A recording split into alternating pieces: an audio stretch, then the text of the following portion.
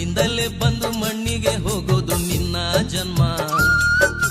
ಮಾನವನಾಗಿ ಏನೇನ್ ಮಾಡ್ದೆ ಹೇಳೋ ತಮ್ಮ.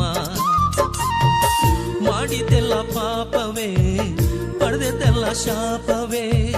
ಮಾಡಿದ್ದೆಲ್ಲ ಪಾಪವೇ, ಪಡೆದೆಲ್ಲ ಶಾಪವೇ.